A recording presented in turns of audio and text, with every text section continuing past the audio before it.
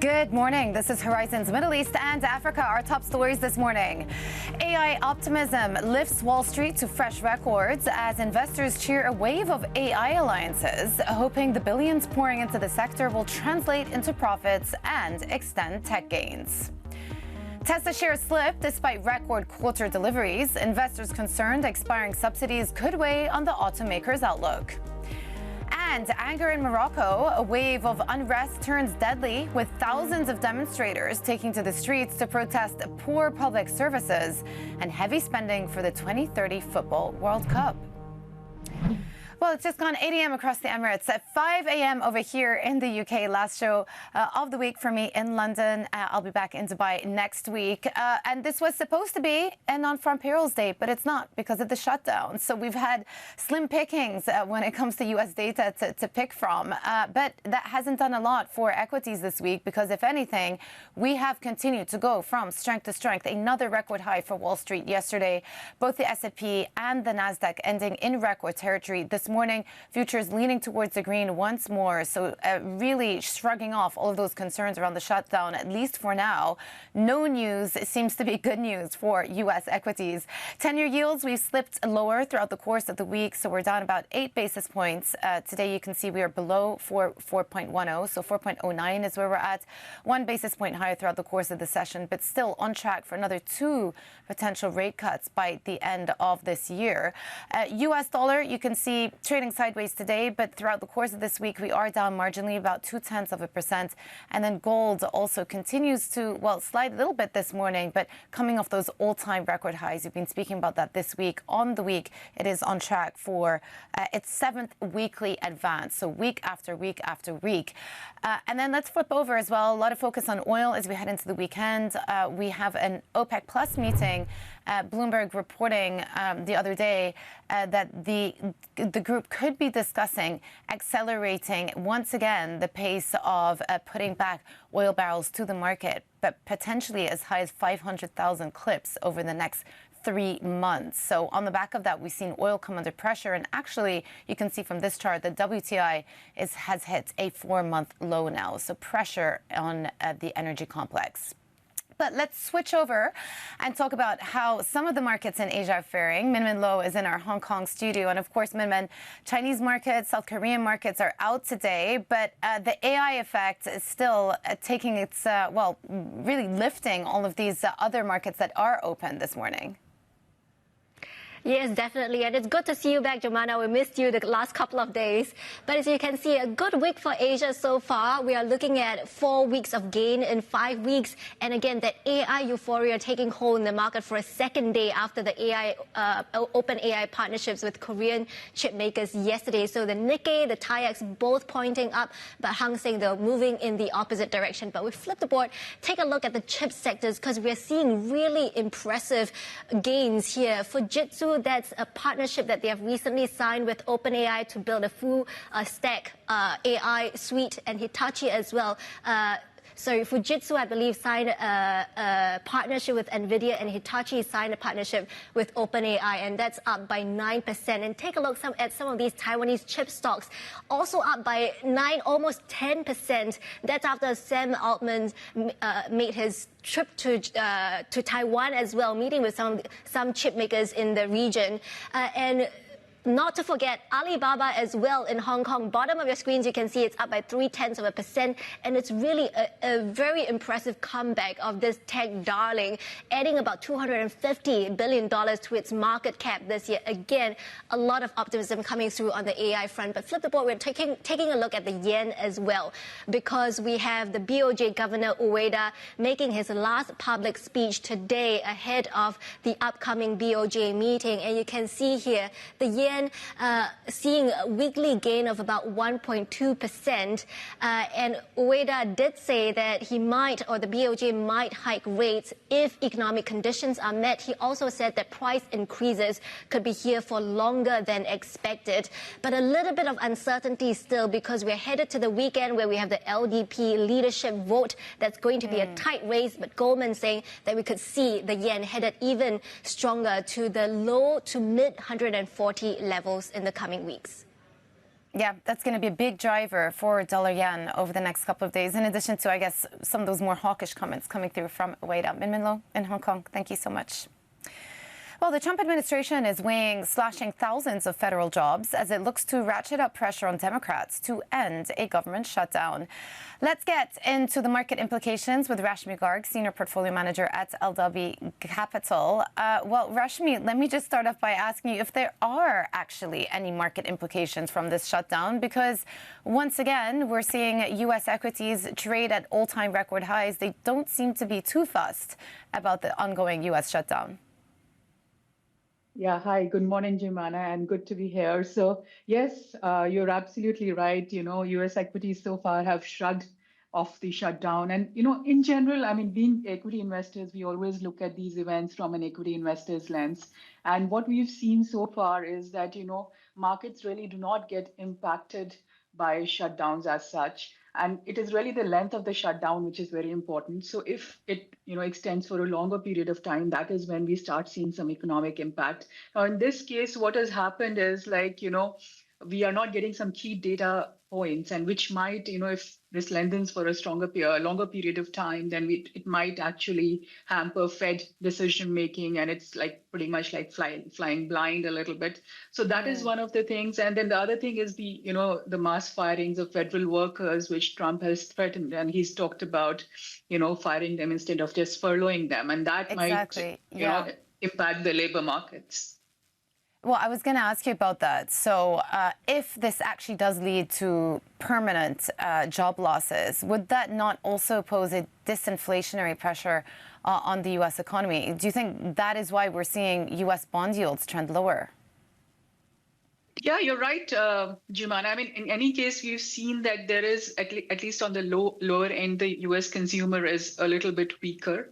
And then, we are seeing some signs of weakening in the job market as well. We saw the ADP data, which clearly hinted towards the job market becoming weaker. We also know that, there is two forces right now which might impact inflation. One is, of course, this consumer side. And like you mentioned, if there is multiple layoffs, then this might be a disinflationary pressure. But on the other hand, we also have the tariffs, and we haven't seen the full impact of the tariffs yet. So that might lead to some amount of inflation. So we have to see where the balance lands. Yeah, and yet, as I started off by saying, equities keep going from strength to strength. NVIDIA also another all-time record high. OpenAI, obviously still private company, but the fact that the share sale put the company's valuation at $500 billion, and it's done all these partnerships with those companies in South Korea, it's really lifting the AI space everywhere, not just exclusively to the U.S. How much further do you think this bull run has to go in AI? So yeah, we are actually quite positive on the AI theme. We still feel that we are a bit early in this whole AI cycle, because I mean, if you look at AI, this is a transformative force for the economy. So just like, when the internet came around and, it changed things permanently in terms of how people work, how people access information. We feel that AI is also currently at the very beginning level, and, it will change productivity. It will change how people, access information. It will also change a lot of job profiles. So which is why we feel that there is still some, room to run further on the AI race. And on the AI race specifically, China have entered into the race in a meaningful fashion in the last month. Would you say that if investors want to get exposure to AI, the best places to do it right now are in the US and in China? Or do you think there's potential for, say, Europe also to participate in this broader AI-driven rally? So I would say that, in Europe, the opportunities are quite limited as far as AI is concerned. I mean, we have ASML, but then, ASML is not so much of a direct beneficiary of AI as some of the, players, for example, NVIDIA in the US, or for example, Alibaba, which is benefiting from homegrown innovation. And, so we definitely think that US and China are the two places where we can invest behind this thing. Where do you think the let me rephrase the question, actually. What do you think could derail this bullish run in AI? Because most people I speak to, I would say 9 out of 10 people I speak to, think that it still has legs. The odd person is saying that, maybe we're entering into bubble territory. But what do you think could actually derail it at this point? So I would say that in the near term, the most important indicator would be to look at the earnings of these companies. Now, there has, earlier in the year, we saw some concern around, the return on investment on the huge amounts of capex, the AI capex that we've seen from hyperscalers. And that, I think, eventually in the longer run, there will be some concern around that. And if we do not see substantial revenues coming out of the AI efforts, then that could be something that could derail this whole rally. And in the near term, I think it is going to be the earnings. If we see some, sort of negative data points from the earnings, or we see some caution in the guidance of the companies, then that might be something that could derail this rally. Yeah. As Senior Portfolio Manager at Aldhabi Capital, Rashmi Garg, thank you so much for joining us on the show today. And don't miss Bloomberg's open interest interview with the Fed Governor Stephen Miron later today. That is at 5:30 p.m. in Dubai, 2:30 p.m. in London. Now, Bloomberg's been told that Boeing's 777X jet is now slated to fly commercially for the first time in early 2027 instead of next year. That sets the stage for potentially billions of dollars in accounting charges. And sources say customers, including Lufthansa and Emirates, are not expecting to fly the plane until 2027. The jet is already 6 years late and has major strategic and financial importance to Boeing. And Tesla shares tumble as investors question whether its record sales quarter can be repeated. That and more next. This is Bloomberg.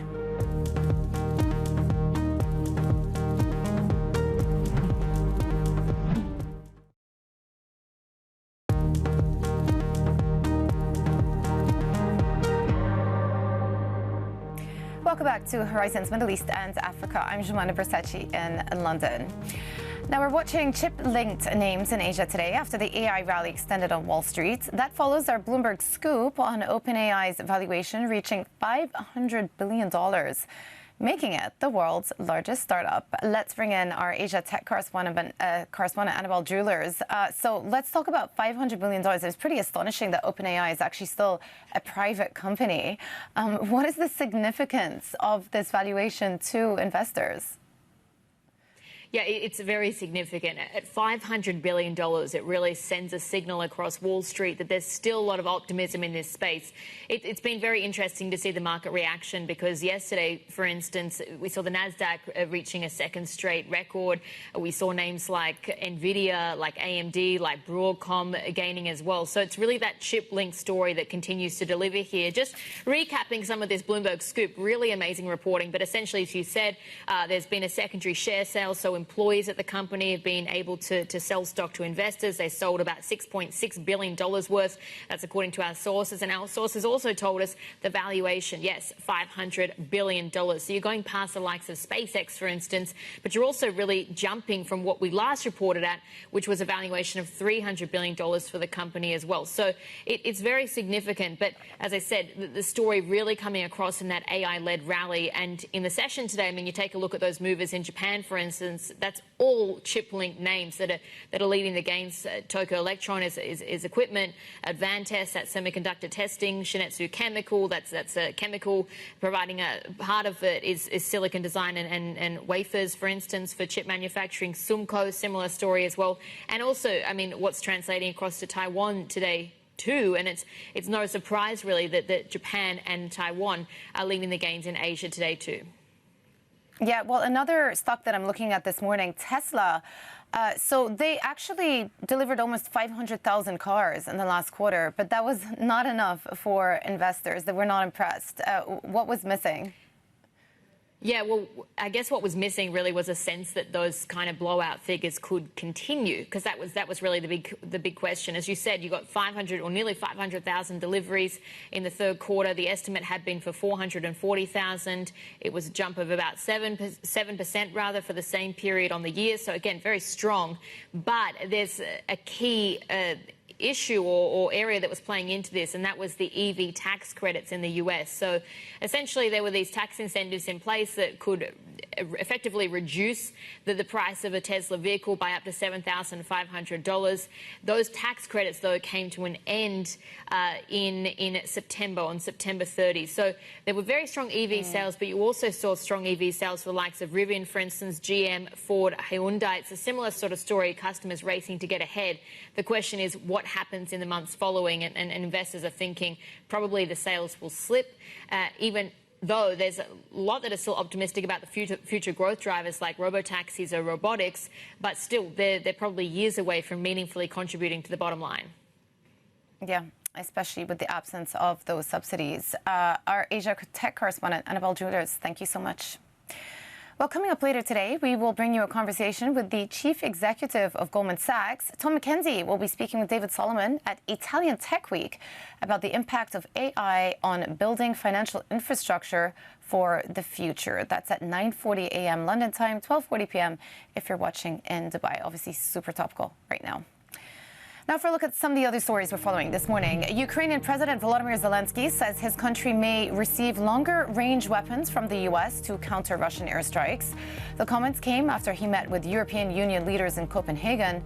Ukraine hopes to strengthen its position in any future ceasefire negotiations by conducting longer-range strikes on Russian military targets. After my meeting with President of the United States, yes, we will maybe have something more. I don't know. We'll see.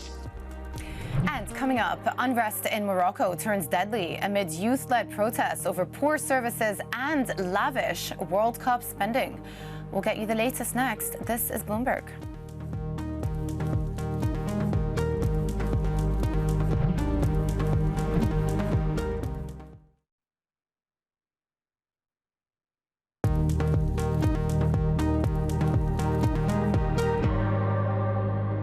Welcome back to Horizons Middle East and Africa. I'm Joanna Bersace in London. Well, Morocco's most serious wave of unrest since the Arab Spring has turned deadly as youth-led protests escalate over poor public services and heavy spending for the 2030 FIFA World Cup. Long seen as a pillar of stability, Morocco is now being shaken by the Gen Z protests, with the Prime Minister calling for dialogue. For more, Bloomberg's Onziro Ganga joins us now. What do we know about this growing unrest in Morocco? Good morning, Jumana. There are key foundational issues at the core of this protest. One of them is healthcare. Young people have been heard chanting, "We don't want the World Cup, healthcare first." And they're saying that the country is not short of stadiums, but hospitals, that's where the big question mark is. And they're likening the state of hospitals to those of jails, saying they have to bribe security officers and nurses to be able to see doctors. There's also anger over maternal mortality cases that happened in the country. And this has just fueled the fury that people are feeling with the state of healthcare in the country. Another issue is unemployment. Morocco is a fairly youthful country, yet a quarter of those aged between 15 to 24 are not either in school or working. And if you increase that demographic to the age of 34, 60% do not have jobs. And yet the country has earmarked nearly $35 billion to go into infrastructure spending and also building of stadiums in preparation for the 2030 Men's FIFA World Cup. And the paradox of this country is that it's one of the most visited destinations in Africa, 17.4 million arrivals in 2024. If you look at S&P, they awarded them the only investment-grade Eurobond on the African continent. Yet all these good numbers are yet to reflect in the daily lives of people. And that's why we're seeing young people mobilize amongst themselves online, dubbed Gen Z 212, the country's code. And they've gone out to the streets late in the night to protest the state of the country. And the government at first was very dismissive with its tone, saying Gen Zs are ill-mannered. But when they've seen the fury that these young people are carrying, they're now calling for dialogue. This time around, it's not political issues, it's social and economic, and it's casting doubt on whether the king will be able to cure these tensions in the country. It's interesting what you say there, that obviously it's stemming from Gen Z protests, but mostly because of socioeconomic reasons and less political. It makes me also think about the impact that AI is going to have on all of these youth jobs looking ahead. How does what is happening in Morocco mirror so many other countries around the world right now, also in Africa, with these types of protests and discontent with the government? The issues are the same, and these countries are so far apart on the map. Morocco is in North Africa. Take Madagascar, for example, in the southern part of Africa. They've also been rocked by protests. People are protesting chronic water and electricity shortage. Andry Rajoelina, the president, has been in power since 2018, yet he's yet to live to the promises that he made to the people. These protests have turned deadly. Over 22 people have lost their lives, hundreds have been injured, and the government has been forced, or rather the president has been forced to dissolve government, but he's saying he cannot step down. He's still the best person to lead this country. We've seen protests in Ghana, and there was sweeping defeat for Nana Addo Dankwa Akufo-Addo's party when it came to the general elections. And the same Gen Z protests in Kenya forced President William Ruto to dissolve cabinet and recall the finance bill that was proposing taxes on basic goods and services in the country. We've seen also protests globally in Peru, in Nepal, and also Indonesia. And what is the common theme here is that young people are saying we might be suffering now, but this is not our long term. And so they're interrogating policy, they're looking at development agenda, and leaders need to understand that you cannot govern Gen Zs, you govern with them, failure to which you have to contend with them in the streets. Yeah, absolutely. And, so much of the percentage of the population is in the youth in Africa. So something to bear in mind as well for politicians. Bloomberg's Onziro Oganga in Kigali, Rwanda. Thank you so much. Now for a look at some of the other stories we're following. South Africa says trade talks with the Trump administration could begin within weeks, although a potentially lengthy U.S. government shutdown may affect timelines. Trade Minister Parks Tau says both sides are now exchanging documents on what a deal might look like, with South Africa set to submit revised proposals next week. Officials remain encouraged by positive signals from Washington on extending the AGOA trade pact. Nigeria's oil output took a major hit during a 3-day strike that disrupted supplies to the Dangote refinery. The company says production fell by 283,000 barrels a day in the first 24 hours, which accounts for around 16% of national output. The walkout ended on Wednesday after the refinery agreed to reassign dismissed workers. And the IMF's executive board set to meet today to review Senegal's debt misreporting case after revelations the previous government concealed $7 billion in borrowing. The board will decide whether to grant a waiver on $700 million already disbursed under a suspended program. The IMF expects to kick off talks on a new program with Senegal soon, with a new loan seen as key to rebuilding Senegal's finances. And a quick look at equity futures as we head into the last trading day of the week. It is green on the screen for U.S., for Europe, building on record highs. Also for the Stock 600, not just the S&P and NASDAQ. AI rally continues to fuel stocks globally, not just in the U.S. So that is a big theme that has emerged this week. And coming up, as the world awaits Hamas's response to Trump's plan for Gaza, we speak to Hasan Alhasan, Senior Fellow for Middle East Policy at the International Institute for Strategic Studies. That's all coming up next. This is Bloomberg.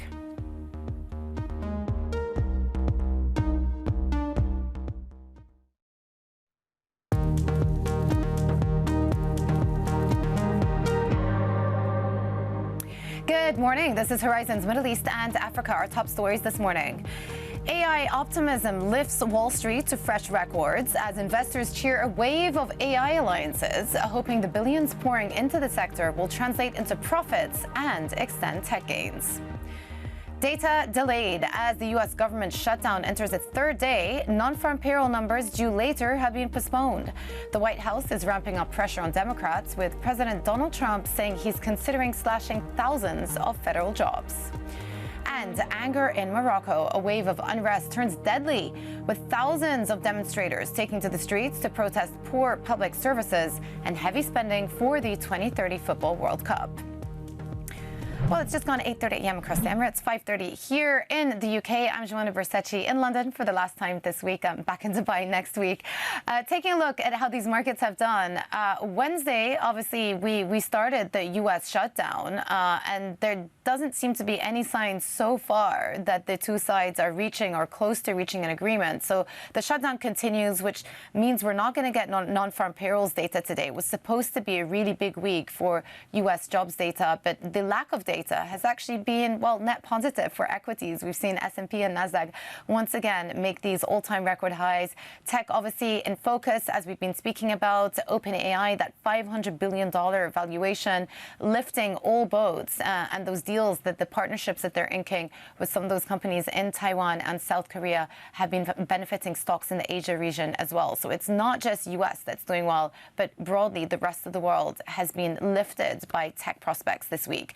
10-year yields, you can see moving a little bit higher in today's session, up about 1.3 basis points, but still sitting below 4.1. We're down about 8 basis points on the week because ADP employment, that is the jobs figure that did come out this week, surprised to the downside in negative print. So that was a big catalyst for fixed income to rally. USD trading basically sideways this week, but still down about 0.2% over the last 5 days. And then gold pulling back from those all-time record highs, trading a bit weaker today, down 0.3%. But again, on track for its 7th weekly advance. Gold, as we've been tracking very closely, keeps going from strength to strength. Let's flip over and take a look at the energy complex because oil is actually down again. And this is in anticipation of perhaps extra supply that is going to be hitting the market. There's another OPEC Plus meeting this weekend. The expectation is that they will announce yet again that they're bringing back more barrels to the market and possibly at an even accelerated pace. So on the back of that, we've seen WTI hitting a 4-month low. So levels we've not been at since possibly all the way back to end of May, beginning of June. Energy complex coming under a bit of selling pressure here. Okay, let's check in on how markets in Asia are faring. Min Min Lo is in our Hong Kong studio. Min Min. Hey, Jomana, as you said, it's a tech story that is really driving market moves here in Asia. The Asia-Pacific benchmark looking stronger today. We're headed for the 4th week of gains in 5 weeks. Nikkei and TAIEX all pointing up. The Hang Seng, though, pointing the opposite direction. Perhaps markets taking a little bit of a breather, especially with mainland markets shut today. But we take a look at how the chip sector is doing. There has been a number of AI alliances that are making headlines today. If we flip the board, please, you can see that Fujitsu, it has signed a deal with NVIDIA to build a full-stack AI infrastructure. Hitachi as well signing a deal with OpenAI, and that's up by 9%. And some of these chip stocks in Taiwan as well, looking at around 10% gain after Sam Altman's trip to Taiwan, meeting with TSMC as well. And Alibaba, not to forget that, even though mainland markets are shut, but that is traded in Hong Kong, is continuing to see another day of gains, and it's already added about $250 billion to its market cap so far this year. But flip the board, we're really focusing on Japanese markets today as well, because the yen actually looking a little bit soft today, but perhaps a bit of uncertainty as we look ahead to that LDP leadership vote over the weekend. But also the weekly view is seeing some gains here as we look ahead to a potential rate hike in the coming weeks, especially with Ueda saying today that the price pressures or the price increases are set to be perhaps longer than expected. Min Min Lo in Hong Kong, thank you so much for the overview. Well, Egypt's foreign minister reportedly says his country is trying to persuade Hamas to respond positively to President Trump's plan to end the war in Gaza. Broadcaster Al-Qahera says Badr al-Abdulati thinks the plan has many gaps that must be addressed, while asserting there can be no future role for Hamas in Gaza. Let's go to Dubai now and speak to Bloomberg's UAE bureau chief, Dana Khreish. Well, on Tuesday, when this 20-point plan was released, Dana, along with it, President Trump said that he would like to get a response from Hamas within 72 hours. So the clock is obviously ticking. What do we know about what the response from Hamas officials might look like at this point? Good morning, Jumana. Yeah, it's still unclear when the group will submit their response to Trump's plan. But we saw yesterday a senior figure on Al Jazeera saying that they will do it very soon. Now, some of this figure's interesting comments were that Hamas has many reservations and observations about the plan, but that they were looking for quote unquote gray areas to agree on the proposal, which might feel like a concession. But again, you know, the group is now facing such a tough choice, right? Both accepting the proposal and rejecting it will translate into their complete demobilization. So if facing this existential threat, and they are, of course, under massive pressure by Gulf and Arab countries who now see that ending the war in Gaza is more crucial, more urgent, especially after the strike on Qatar. And as you said, with Egypt, Egypt and Qatari officials met with Hamas earlier this week to present the proposal, and Egypt is saying we are trying to convince Hamas to respond positively. Now, Hamas has to kind of give in and completely surrender if they want the war in Gaza to stop. And this is the only choice that they are faced with right now. And for them, they've been this long-standing resistance against Israel that, with any proposal that Israel will accept and the U.S. will accept, it means they're completely to be vanished from the Palestinian scene. And as we saw with Egypt saying yesterday, there is no future for Hamas in Gaza after this. Yeah, very clear comments coming from the Egyptian foreign minister there.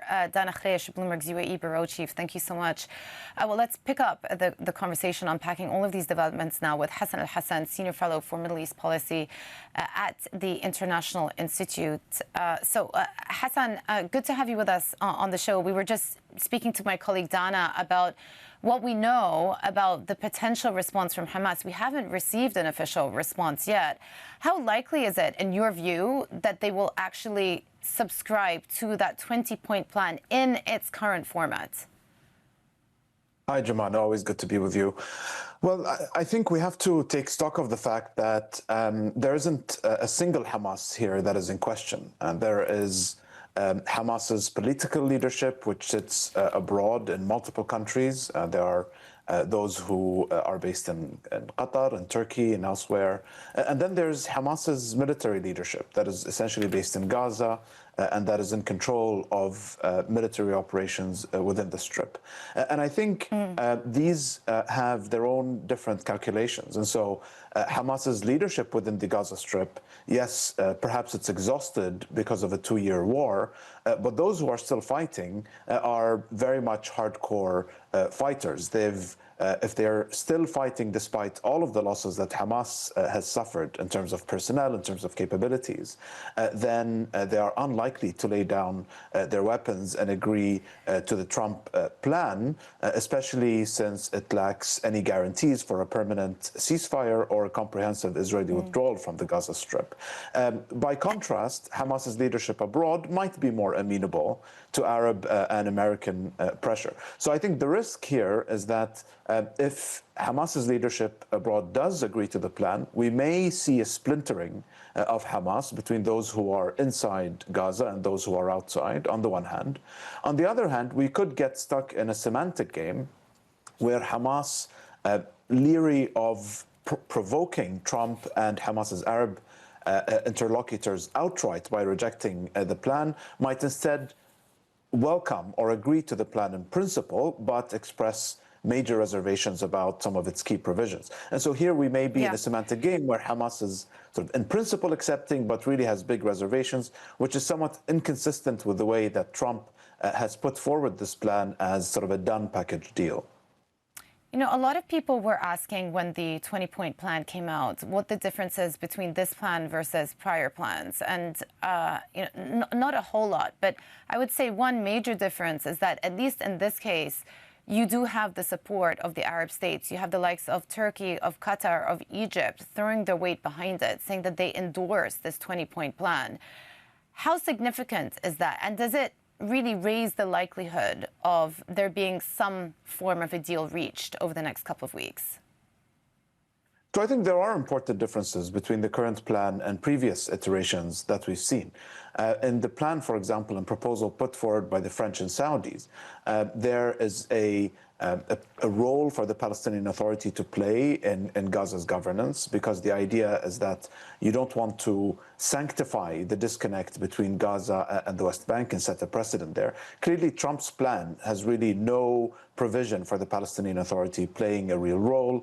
It doesn't really incorporate the idea of a two-state solution to begin with. It imposes no time-bound commitment on Israel whatsoever. It foresees a permanent Israeli presence within a security buffer zone inside of Gaza. So I think these are, serious differences with previous plans that we've seen, and they're likely to prove highly objectionable to Hamas and to other Palestinian factions. But I think I agree as far as we've seen in principle, Arab support for the plan. And the 8 Arab and Muslim countries that are highly influential, including Saudi Arabia, Qatar, Egypt, Turkey, and others, have issued a statement welcoming President Trump's peace plan. But if you go beyond the statement, clearly the devil is in the details. Once the text of the plan came out of the White House, once President Trump and Netanyahu came out in a press conference and began sort of to put their own spin on the plan, the discrepancies between the Trump and Netanyahu version of the plan versus what the Arab and Muslim states thought that they were signing on to became readily apparent. And we started seeing sort of Arab and Muslim hedging and divergences. And so we've already seen the Qatari Prime Minister, for example, saying that while the Qataris accept the plan, there are still many important details to be hashed out. The GCC Secretary General yesterday came out and said, we don't trust Netanyahu and we don't think he's a real partner for peace. And it's unlikely for any Arab country to dispatch military troops to Gaza at this stage, because I think the implicit message here is that if Hamas doesn't accept it, then really will the Arab and Muslim countries want to dispatch troops to Gaza to be shooting at Hamas and Palestinians? Unlikely. And so I think we're already seeing indications that the Egyptians are also unhappy, and there are real reservations about this. So I think this initial statement of Arab support, I think, is now somewhat diverging, and we're seeing important divergences and hedging from some of these very influential countries. Hasan, briefly, though, obviously, I mean, this is, a very significant question. The return of Tony Blair being floated as sitting on that chair of peace board, the supervisory board, given his Iraq legacy, how's that likely to go down in the region? Probably not very well, to be quite frank. I mean, there is the question of the legacy of the Iraq War that I think probably weighs on that individual's image and legacy within the region. So there is that, obviously. But I think there is a broader principle issue about the role of Palestinians in any future governance of Gaza. And I think this is the main sort of in principle issue, irrespective of the question of sort of who gets to chair or who gets to be involved in this board of peace. The question really is, what role will Palestinians play in their own governance? So Gaza is, in principle and by international law, part of a Palestinian state, and so it should essentially, in principle, be under Palestinian control. And yet, Trump's plan makes no provision whatsoever for the Palestinian Authority or any real Palestinian body to be involved in the future governance of Gaza. And I think this is a dangerous precedent and a dangerous sort of in principle precedent to be setting for the future of the two-state solution. Hasan, thank you so much, as ever. Hasan Alhasan, Senior Fellow for Middle East Policy at the International Institute for Strategic Studies. Well, coming up, we'll take you to Tokyo as Japan's ruling party gets set to pick its next prime minister. We'll break down what's at stake next. This is Bloomberg.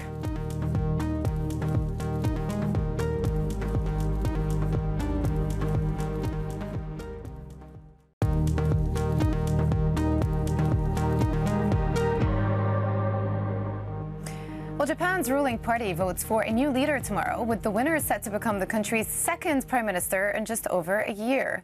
Investors will be watching for any signals on fiscal and monetary policy as well. So Bloomberg senior editor Brian Fowler joins us for more.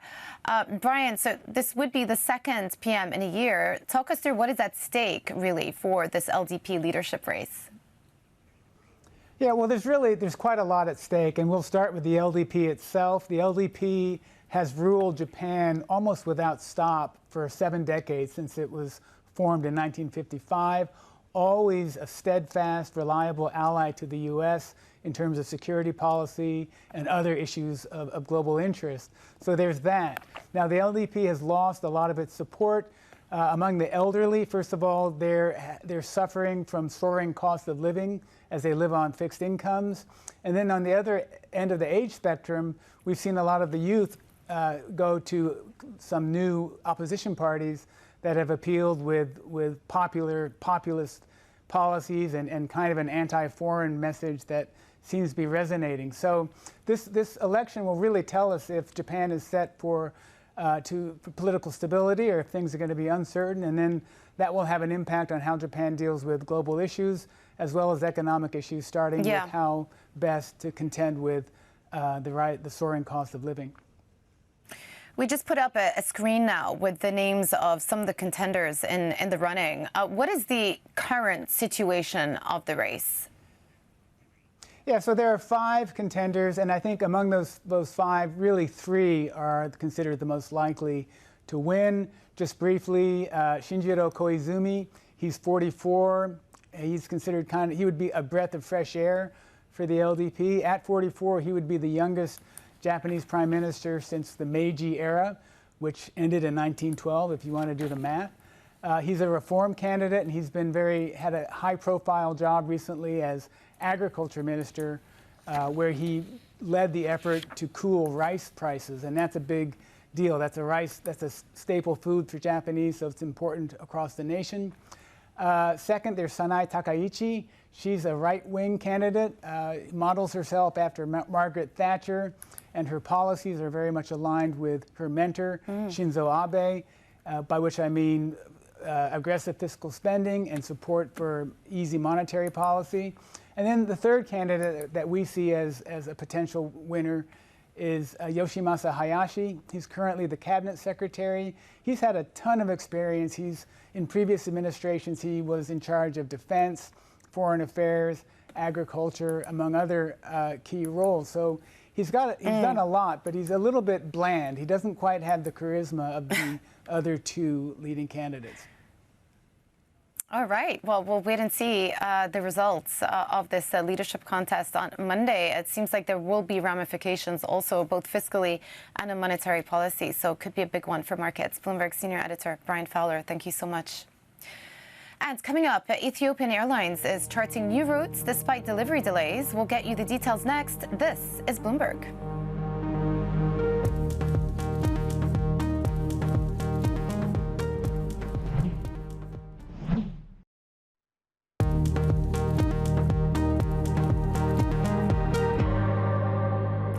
Welcome back to Horizons Middle East and Africa. I'm Jumana Bersachi in London.